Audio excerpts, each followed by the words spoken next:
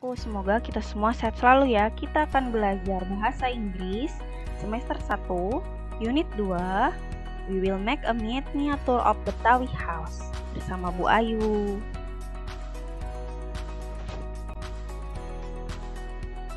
Belum belajar, alangkah baiknya kita berdoa. Bismillahirrahmanirrahim. Raditu billahi robba wa bil islami dina wa bi muhammadin nabiyya wa rasula rabbi zidni ilman warzuqni fahman. Amin. 13. Bagian E, Betawi house, rumah Betawi. Jakarta or Betawi has its own culture. One of them is traditional house. Actually, there are several types of traditional Betawi house. The most popular one is Kebaya house. Nah, anak Jakarta atau Betawi memiliki budaya sendiri. Salah satunya rumah tradisional. Sebenarnya ada beberapa jenis rumah adat Betawi. Yang paling populer adalah rumah kebaya. Ini contoh dari rumah kebaya, ya, Kebaya house. Kebaya house is popular because of its roof. The roof has a shape like a fold pillow. If we see it from the side, the folds look like the folds of kebaya atau traditional dress. That is why this house is called Kebaya house. Rumah kebaya ini populer karena atapnya, anak-anak. Atapnya itu berbentuk seperti sadel yang terlipat. Jika dilihat dari samping, lipatannya terlihat seperti lipatan kebaya atau baju adat. Nah, itulah sebabnya rumah ini disebut rumah kebaya. A house has a spacious terrace, is surrounded by a small fence with unique motif. This house can be divided into two parts in the term of its nature, the front part and the back part. Rumah kebaya ini memiliki teras yang luas dan dikelilingi pagar kecil dengan motif yang unik. Rumah ini dapat dibagi menjadi dua bagian menurut sifatnya, yaitu bagian depan dan bagian belakang. See how beautiful the house is. The back part is private. Only the owners and their close friends or family can see this part. Bagian depan itu semi publik. Semua orang bisa melihat betapa indahnya rumah itu. Nah, sedangkan bagian belakang adalah pribadi. Hanya pemilik dan teman dekat atau keluarga mereka yang dapat melihat bagian ini.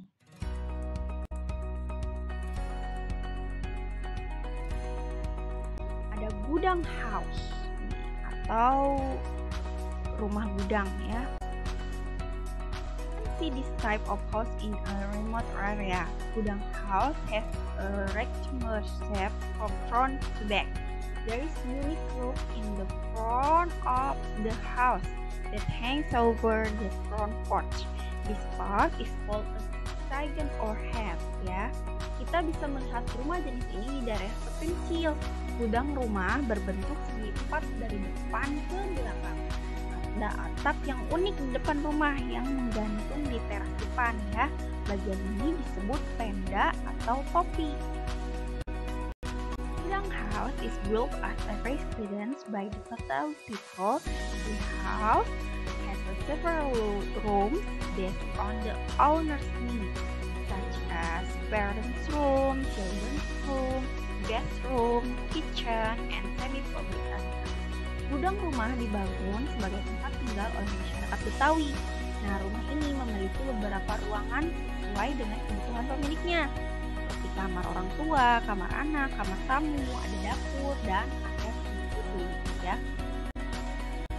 Ada juga rumah panggung. Find this type of houses in coastal area and in the agricultural regions. This house has shaped like a stage. In coastal area, this house aims to prevent the water from flooding the house. In agricultural area, the space under the steel house can be used to raise livestock, or goat, chickens, or duck, as well as to avoid possible attack by wild animals such as poisonous snakes. Kita bisa menemukan rumah jenis ini di daerah pesisir dan di daerah pertanian, anak-anak. Rumah ini berbentuk seperti panggung di daerah pesisir. Rumah ini bertujuan untuk mencegah air menggenangi rumah, dan di area pertanian, uang di bawah rumah panggung ternak seperti kambing, ayam, bebek, serta untuk menghindari kemungkinan serangan binatang buas seperti ular berbisa. Nah, ada juga rumah joglo. Similar to a traditional house from Java, especially on the roof. The Betawi joglo house is square. Joglo's house is divided into three spaces, which are a front space, middle space, and a back space. In Betawi joglo house, the distribution of rooms is not determined by the pillars now as in Central Java's joglo house. The materials such as thick fiber for the roof and woven bamboo for the inner walls. Nah, anak-anak, rumah ini mirip dengan rumah adat Jawa ya, terutama pada bagian atapnya. Rumah joglo Betawi berbentuk ujung sangka. Nah, rumah joglo terbagi menjadi 3 ruangan, yaitu ruang depan, ruang tengah, ruang belakang. Di rumah joglo Betawi, pembagian ruangan tidak ditentukan oleh pilar-pilar yang dikenal di rumah joglo di Jawa Tengah. Nah, bedanya itu ya, bahannya seperti kayu jati ya, injuk untuk atapnya, dan anyaman bambu untuk dinding bagian dalam. Kita mulai make a Betawi miniature house ya, cara membuat miniatur rumah Betawi. Nah, masih ingat ya, kemarin sudah kita catat bersama-sama. Ini teks berbentuk prosedur teks ya, sudah dicatat ya. Jadi tinggal Ibu jelaskan material atau bahan-bahannya. Ada ice cream stick, cutter atau skisser, pemotong atau gunting, glue atau lem, pen and brusher, cat dan kuas. Step atau langkah-langkahnya. First, prepare the material. Siapkan bahannya yang pertama. Second, join some activities to make the floor of the house. Use glue to join the stick. Kedua, gabungkan beberapa stick es krim untuk membuat lantai rumahnya. Gunakan lem untuk menyambung stick-stick es krimnya. Third, make the wall from the ice cream stick carefully. Cut the stick to make the window and the door. Ask your parent or any adult if you need help ya. Ketiga, membuat dinding dari stick es krim. Hati-hati memotong tongkat es krimnya untuk membuat jendela dan pintu. Tanyakan pada orang tua kamu atau orang dewasa manapun jika kamu membutuhkan bantuan. Fourth, glue the wall to the floor. Keempat, ikatkan dinding ke lantai. Next, make the poles to support the roof of the house. You can make the poles from the ice cream stick, then from the ice cream stick to make the roof. Put the roof on the house. Use the glue to make it steady. Paint the house to make it looks more beautiful. Selanjutnya, membuat tiang penyangga atau rumah. Nah, kamu bisa membuat tiang dari stick es krim, kemudian bentuk stick es krim untuk membuat atapnya. Pasang atap di rumahnya. Gunakan lem untuk membuatnya lebih stabil ya. Kemudian kalian cat rumah agar terlihat lebih indah. Tentang prosedur teks ya, kita akan belajar tentang asking and giving response will, dan menjawab menggunakan kata will. Nah, anak-anak, will ini digunakan ketika kita berbicara tentang masa depan. Kita menggunakan will dalam situasi-situasi berikut. Pertama, ketika kita membicarakan masa depan. Yang kedua, ketika kita memutuskan melakukan sesuatu. Yang ketiga, ketika kita memprediksi sesuatu. Yang keempat, ketika kita membuat penawaran, janji, atau ancaman. Selanjutnya ada yes no question. Pertanyaan dengan jawaban iya atau tidak. Nah, kalimat interrogatif atau kalimat tanyanya. Rumusnya will ditambah subjek ditambah infinitif. Jangan lupa tanda tanya atau interrogatifnya. Example contoh. Will I eat soto Betawi? Bisakah saya memakan soto Betawi?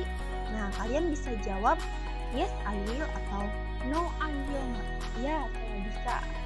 Saya akan makan soto Betawi. No I will not.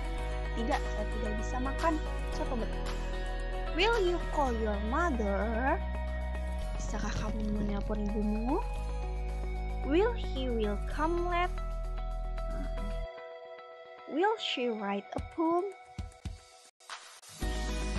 Ada juga penggunaan we have question word, yaitu who, what, when, where, why, how, untuk menyatakan suatu informasi. Ya, contoh kalimat interrogatifnya atau kalimat kalimatnya yaitu we have question ditambah will ditambah subject ditambah verb. Jangan lupa tanda tanya atau tanda interrogatifnya. Nih, dijawabnya rumusnya subject ditambah will ditambah verb. Example contoh A. Who will the woman choose? Siapa yang akan dipilih wanita itu? The woman will choose the children. Wanita akan memilih anak-anak. What will you do after lunch? Apa yang akan kamu lakukan setelah makan siang? Dijawab, I will do my homework. Saya akan mengerjakan PR. When will he clean the windows? Kapan dia akan membersihkan jendela? Jawab, he will clean it tomorrow. Dia akan membersihkannya besok.